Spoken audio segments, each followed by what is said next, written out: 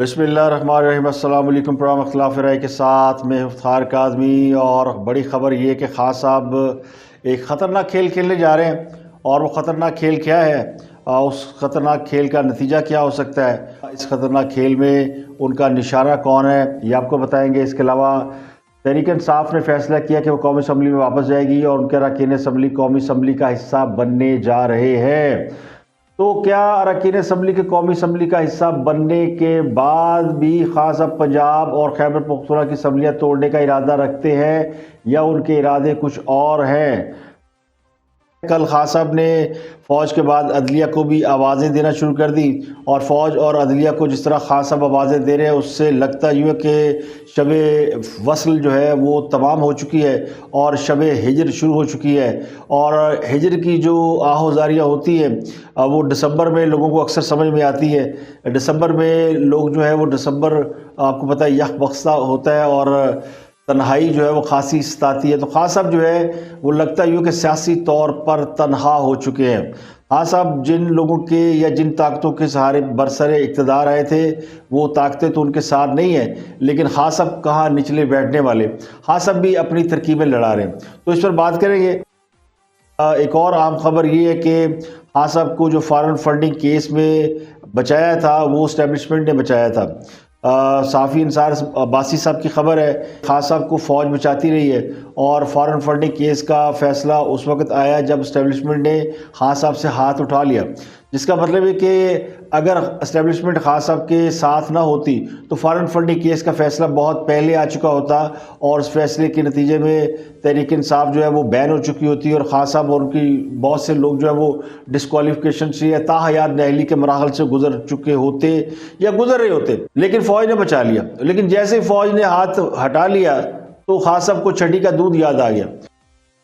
تو کہنے والے کہتے ہیں کہ اسٹیبلشمنٹ کے ہاتھ ہٹانے سے خان صاحب کو نانی یاد آ گئی، اور خان صاحب جو ہے وہ آوازیں دے رہے ہیں عدلیہ کو، فوج کو، کسانوں کو، تاجروں کو، اور جو ان کا خیال ہے کہ وہ سمجھتے ہیں کہ اب لوگ ان کی باتوں پر عمل کریں گے، اور وہ ایک آواز دیں گے اور لوگ سڑکوں پر نکل آئیں گے۔ تو وہ کہتے ہیں ہونو گلہ نہیں رہی ہیں۔ تو خان صاحب کو نہ وہ مطلوبہ سہولت میسر ہے، نہ وہ ان کے حالات ہیں، لیکن اس کے باوجود وہ ایک خطرناک منصوبے پر عمل کر رہے ہیں۔ تو وہ میں آپ کے ساتھ شیئر کروں گا کہ منصوبہ کیا ہے۔ اس کے علاوہ کچھ اور اہم خبریں یہ کہ آج پیشی تھی سلیمان شہباز کی منی لانڈرنگ کیس میں۔ سلیمان شہباز جو کہ پرائم منسٹر کے صاحبزادے ہیں، وہ واپس آئے تھے وطن، اور عدالت کے سامنے انہیں سرنڈر کرنا تھا۔ انہوں نے جسٹس عمر فاروق کے سامنے یعنی اسلام آباد ہائی کورٹ میں سرنڈر کر دیا، اور ان کی حفاظتی ضمانت جو ہے وہ منظور کر لی گئی ہے۔ عدالت نے 14 دن کی حفاظتی ضمانت منظور کی ہے، اور ان کو کہا ہے کہ وہ 14 روز میں اس متعلقہ عدالت میں پیش ہو جائیں جہاں پر ان کے خلاف کیس ہے۔ تو 2020 میں ایک مقدمہ ان کے خلاف بنایا گیا تھا منی لانڈرنگ کا، اس کیس میں وہ موجود نہیں تھے چونکہ وہ 2018 میں ہی بیرون ملک جا چکے تھے، تو ان کو اشتہاری قرار دے دیا گیا تھا۔ تو انہوں نے وطن واپسی کے لیے پروٹیکٹیو بیل مانگی تھی، اور عدالت نے انہیں اجازت دی تھی کہ وہ عدالت میں پیش ہو کر اپنی حفاظتی ضمانت کرا لیں۔ تو سلیمان شہباز کی حفاظتی ضمانت منظور ہونے کا مطلب یہ ہے کہ ایک میسج چلا گیا ہے میاں نواز شریف کو کہ وہ بھی اسی طرح پاکستان میں آ سکتے ہیں، اور کسی بھی عدالت سے حفاظتی بیل لے کر متعلقہ عدالت میں پیش ہو سکتے ہیں۔ تو یہ بڑی امپورٹنٹ بات ہے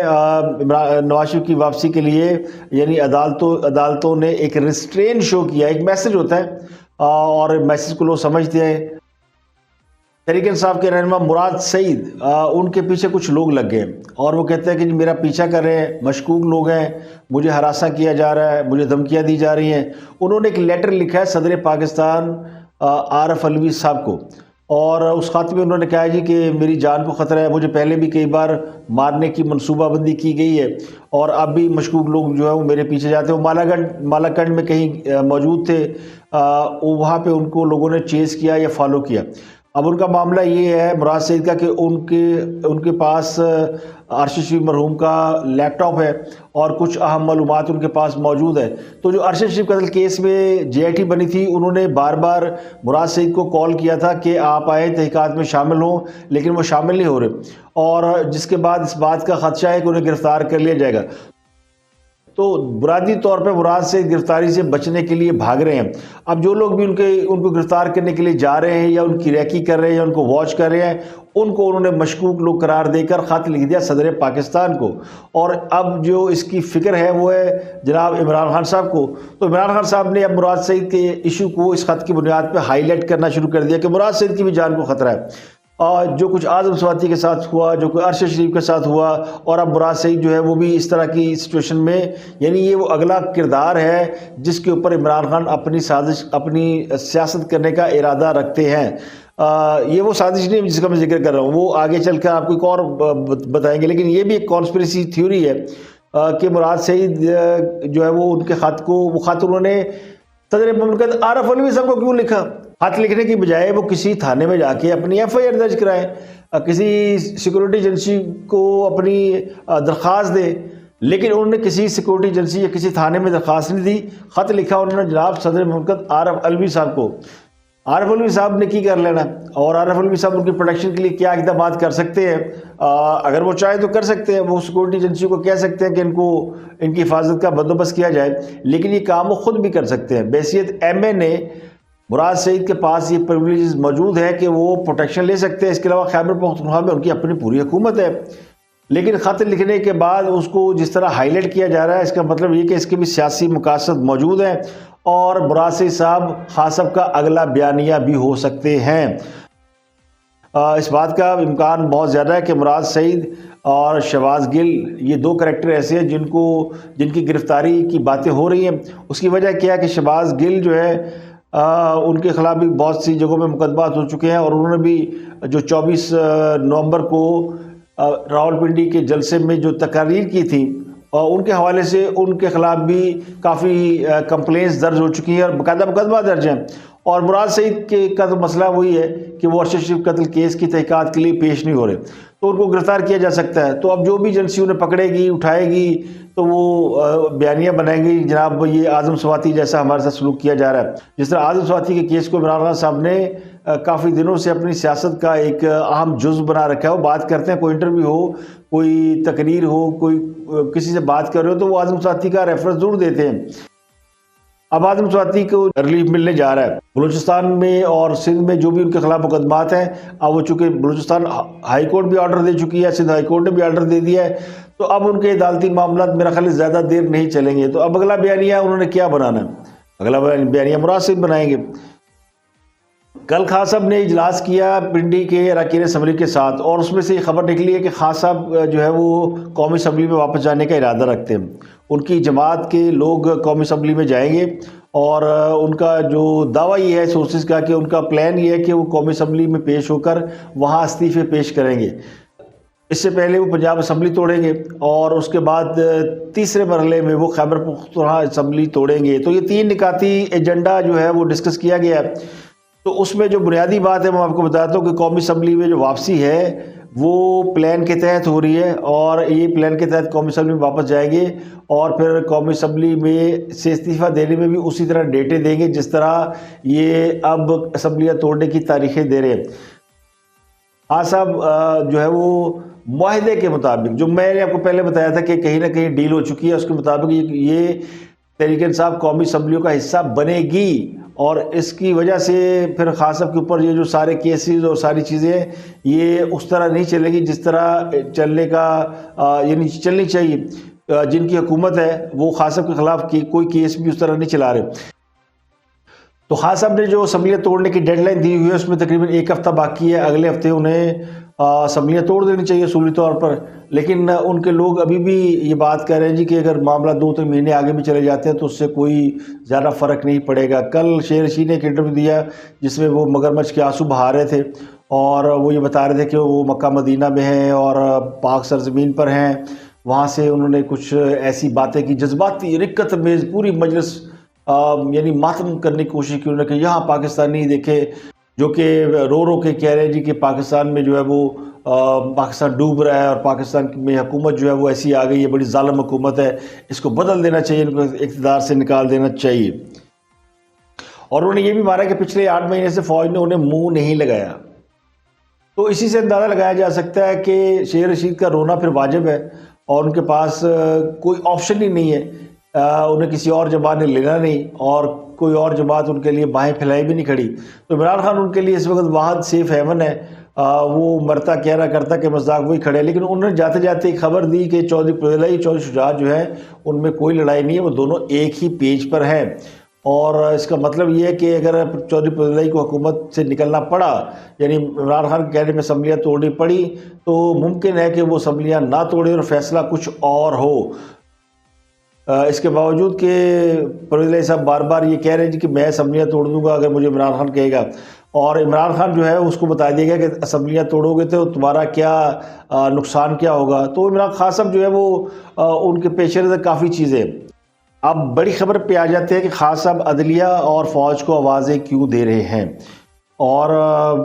ان آوازوں کے پیچھے ان کا ذہن کیا ہے، وہ کیا چاہتے ہیں۔ جو فوج کے حوالے سے گفتگو ہے جہاں وہ آرمی چیف کو مخاطب کر کے بار بار کہہ رہے ہیں کہ آرمی چیف جو ہے وہ اللہ کے واسطے ملک کا سوچے اور یہ کرے اور وہ کرے، اس کے بارے میں جو میرا تجزیہ ہے وہ یہ ہے کہ خان صاحب نے یہ جو کہا تھا نا کہ وہ جب تک تیاری نہیں کریں گے، ان کی تیاری مکمل نہیں ہوگی، وہ اسمبلیاں نہیں توڑیں گے، تو وہ تیاری کون سی ہے؟ تو خان صاحب کی تیاری یہ ہے کہ ایک بار پھر اپنے ووٹر سپورٹر کو فوج کے خلاف کھڑا کیا جائے، اور وہ اس کے لیے انہوں نے پلان یہ بنایا کہ وہ آرمی چیف کو باقاعدہ مخاطب کر رہے ہیں کہ وہ یعنی ملکی حالات میں کوئی اپنا کردار ادا کریں، ادارے اپنا کردار ادا کریں۔ اس کی بنیادی وجہ یہ کہ خان صاحب چونکہ اداروں کے کندھوں پر بیٹھ کر آئے تھے اور وہ سمجھتے ہیں کہ ادارے ہی جو ہے وہ فیصلہ کن قوتیں ہوتی ہیں اور جو سیاسی جماعتیں ہیں ان کی کوئی طاقت نہیں ہوتی۔ تو خان صاحب کا یہ جو خیال ہے زیادہ غلط بھی نہیں ہے۔ پاکستان کی جو سیاست کو اگر آپ دیکھیں تو اس میں جو پاور ہے وہ اداروں کے ہاتھ میں رہی ہے، اسٹیبلشمنٹ ہو اور اسٹیبلشمنٹ میں فوج عدلیہ دونوں ہی پاورفل ہیں۔ خان صاحب کو اقتدار میں لانے میں جو کردار فوج نے ادا کیا تھا اس سے بڑا کردار تو عدلیہ نے ادا کیا تھا۔ عدلیہ اگر فیصلے نہ دیتی نواز شریف کے خلاف، اور عدلیہ اگر خان صاحب کے حق میں بہت ساری باتیں نہ کرتی اور خان صاحب کے سیاسی مخالفین کو دیوار سے نہ لگاتی، یعنی سسیلین مافیا نہ کہتی، کچھ اور اس طرح کی باتیں نہ کرتی، تو نواز شریف کی حکومت گھر کیسے جاتی؟ تو نواز شریف کی حکومت کو گھر بھیجنے کے لیے جو بیانیہ بنایا گیا وہ بنیادی طور پر عدلیہ کی مدد سے بنایا گیا، اور عدلیہ کے فیصلوں کی وجہ سے وہ گھر گئے تھے۔ فوج تو اس کے بعد انہیں لے کر آئی اور انہیں چلانے کی کوشش کرتی رہی، اور آج یہ بات بھی کھل کر سامنے آ گئی کہ خان صاحب کے خلاف جو فارن فنڈنگ کیس تھا یہ اتنا ساؤنڈ تھا کہ اگر فوج مدد نہ کرتی، فوج نہ روکتی تو یہ فیصلہ آ چکا ہوتا، اور خان صاحب جو ہے وہ پہلے سے رادہ درگاہ ہو چکے ہوتے اور ان کی سیاست کا جو وہ تیا پانچا ہو چکا ہوتا۔ لیکن اسٹیبلشمنٹ نے انہیں اس وقت بھی بچایا، اور اس وقت بھی بچایا جب اسٹیبلشمنٹ ان کے ساتھ نہیں تھی۔ یعنی اگر پچھلے 7-8 ماہ دیکھیں آپ تو خان صاحب کو کے خلاف کوئی ایسا ایکشن نہیں ہوا جس سے سمجھا جا سکے کہ ان کے خلاف کوئی انتقامی کارروائی ہوئی ہے، ان کو نہ جیل میں ڈالا گیا، نہ ان کے کوئی اثاثے ضبط کیے گئے، نہ ان کے خلاف ایسے مقدمات درج کیے گئے کہ جن کے بارے میں سمجھا جا سکے کہ یہ صرف انہیں فکس کرنے کے لیے کیے گئے، جس طرح رانا صلی اللہ کے اوپر منشیات کا کیس ڈالا گیا تھا۔ وہ صاف ظاہر تھا کہ ایسے کیس جو ہیں وہ بھینس چوری کے کیس، اس طرح کے جعلی کیس جو ہوتے ہیں، جھوٹے کیس جو نظر آتے ہیں کہ وہ کسی کو جو ہے وہ فکس کرنے کے لیے ڈالے جاتے ہیں، تو خان صاحب پہ کوئی ایسا کیس نہیں ڈالا گیا جس میں یہ لگے کہ انہیں فکس کیا جا رہا ہے۔ جو خان صاحب کی اپنی غلطیاں، جو خان صاحب کے اپنے کرپشن کے معاملات ہیں وہ چونکہ کھل کے سامنے آ چکے ہوئے ہیں، تو اس پر کوئی کسی کو ضرورت نہیں کہ وہ کوئی ان پہ ایکسٹرا کیس ڈال کے ان کو جو گرفتار کرے۔ لیکن خان صاحب گرفتار نہیں ہوئے، نہ ان کو گرفتار کیا جا رہا ہے، نہ ان کو کوئی ٹف ٹائم دیا جا رہا ہے، وہ آرام سے اپنی سیاسی جماعت کے فیصلے بھی کر رہے ہیں، ان کو کوئی پرابلم بھی نہیں کہیں آنے جانے میں، اور نہ ہی ان کے حوالے سے کوئی کہیں پہ اس قسم کی پلاننگ ہے کہ انہیں گرفتار کر لیا جائے۔ ہاں، عمران خان صاحب کو جو پرابلم ہے،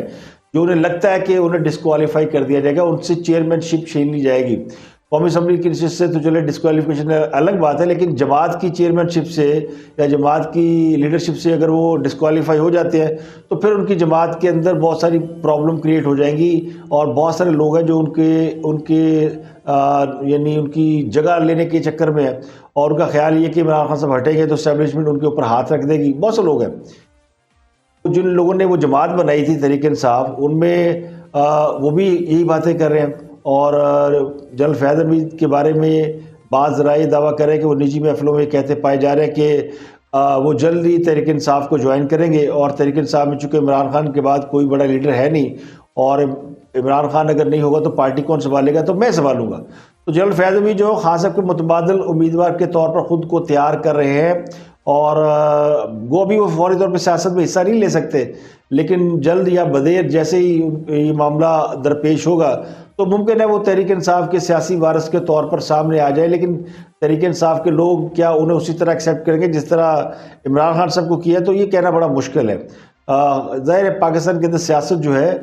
وہ لیڈران کے گرد گھومتی ہے، لیڈر ہے تو جماعت کے لوگ یا ووٹر سپورٹر وہاں پہ موجود ہیں، اگر وہ جن کے نام پہ جماعت ہے یا جن کے نام کا ووٹ بینک ہے، اگر وہ نہیں ہے تو پھر بڑا مشکل ہو جاتا ہے۔ جس طرح نواز شریف کے بغیر ان کی جماعت کا آپ حال دیکھ لیں، اور اسی طرح عمران خان کے بغیر ان کی جماعت کا کیا حال ہوگا اس کا آپ تصور کر لیں۔ تو اس لیے جو ہے عمران خان صاحب کے متبادل کے طور پر کہ جنرل فیاض حمید آ بھی جاتے ہیں، جو کہ جن کے امکانات بہت کم ہیں۔ مجھے نہیں لگتا کہ جنرل فیاض حمید، اس سے پہلے ہی پارٹی کے اندر جو ہے وہ بڑے بڑے مگر مچھ موجود ہیں جو کہ پارٹی کی قیادت سنبھالنے کے لیے موجود ہے، وہ جنرل فیاض حمید کو وہ سپیس نہیں دیں گے، اور جنرل فیاض حمید کا خیال ہے کہ وہ شاید پارٹی ٹیک اپ کر لیں گے، یہ انتہائی مشکل ہے۔ اب ان کے پاس نہ عہدہ ہے، نہ وہ چھڑی ہے، نہ وہ سیٹ ہے، کیونکہ جب تک وہ یہ تینوں چیزیں ہوتی ہیں تو آپ مختار کل ہوتے ہیں۔ اب آپ جو ہے وہ مختار کل نہیں ہے، بلکہ آپ ان پہ ڈپینڈنٹ ہیں، اب آپ ان کے اوپر انحصار کریں، منحصر ہے آپ کا فیوچر کہ وہ اگر آپ کو ایکسیپٹ کر لیں یا نہ کریں۔ وہ چھوٹا موٹا عہدہ مل سکتا ہے، اور یہ ایسے ہی ہوتا ہے۔ آپ دیکھیں بڑے بڑے طاقتور جرنیل جب ریٹائر ہوتے ہیں تو پرائیویٹ کمپنیوں کے اندر ان کو کوئی نہ کوئی چھوٹی موٹی نوکری مل جاتی ہے، اور وہ صرف فیس سیونگ ہوتی ہے، اور وہ لوگ جن کو انہوں نے اپنے دوران ملازمت جن کو انہوں نے اپنی جوتے کی نوک پہ رکھا ہوتا ہے، پھر انہی کی وہ چاکری کرتے ہوئے پائے جاتے ہیں، انہی کی ہاؤسنگ سوسائٹیاں سنبھال رہے ہوتے ہیں، انہی کے باقی کاروباروں کو دیکھ رہے ہوتے ہیں۔ جس طرح وہ کہتے ہیں ملک ریاض صاحب نے بہت بندے رکھے ہوئے۔ تو اب میں آ جاتا ہوں ٹاپ سٹوری کے اوپر، اور ٹاپ سٹوری جو ہے میرے نزدیک وہ ہے جنرل عاصم منیر کے حوالے سے۔ خان صاحب اپنے لوگوں کو ذہنی طور پر تیار کر رہے ہیں، وہ خود کو اچھا ثابت کر کے یہ ثابت کرنے کی کوشش کر رہے ہیں کہ ان کی فوج سے کوئی لڑائی نہیں، اور وہ یہ ثابت کرنے کی کوشش کر رہے ہیں کہ وہ جنرل عاصم منیر کو بار بار ریکویسٹ کر رہے ہیں، اگر جنرل عاصم منیر خان صاحب کی فرمائش پوری نہیں کرتے، یعنی وہ حکومت پہ دباؤ نہیں ڈالتے اور وہ الیکشن کے لیے انہیں مجبور نہیں کرتے، تو پھر یہ یقینی طور پر تحریک انصاف کے کارکنوں کو، ووٹر سپورٹر کو یہ بتانے میں خان صاحب کے لیے مواد موجود ہوگا کہ دیکھیں جو موجودہ رجیم ہے، فوج کی جو موجودہ قیادت ہے، یہ بھی اسی طرح کی ہے جس طرح کی جنرل باجوہ کی تھی۔ تو وہ موجودہ قیادت کو اگر وہ خان صاحب کے ساتھ نہیں چلتی تو اس کو وہ اسی جگہ پر کھڑا کرنا چاہتے ہیں جہاں پر انہوں نے کل جنرل باجوہ کو کھڑا کیا ہوا تھا۔ یعنی اگر لوگوں کے ذہن میں یہ بات آ جائے، جس طرح آپ کسی سے ہاتھ ملائیں اور وہ اگلا ہاتھ نہ ملائے، تو دو چار بار جب آپ ہاتھ ملا رہے ہوں گے اور سامنے والا آپ سے ہاتھ نہیں ملائے گا تو دیکھنے والا یہ سمجھے گا کہ آپ تو ٹھیک کر رہے ہیں، لیکن جو ہاتھ نہیں ملا رہا وہ بڑا روڈ آدمی ہے۔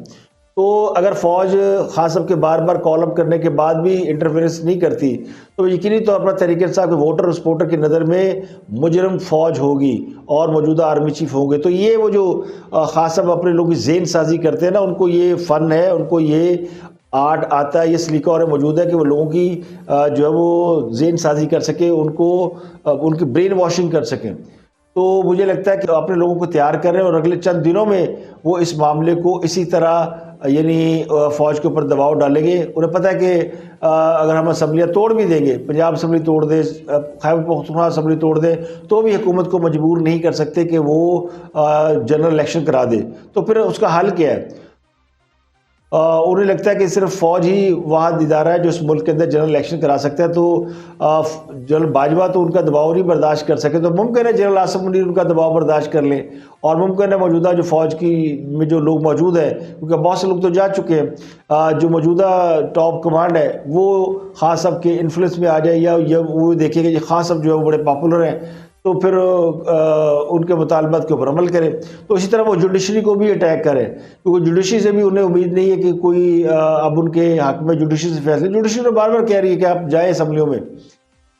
آپ قومی اسمبلی میں جا کے اپنا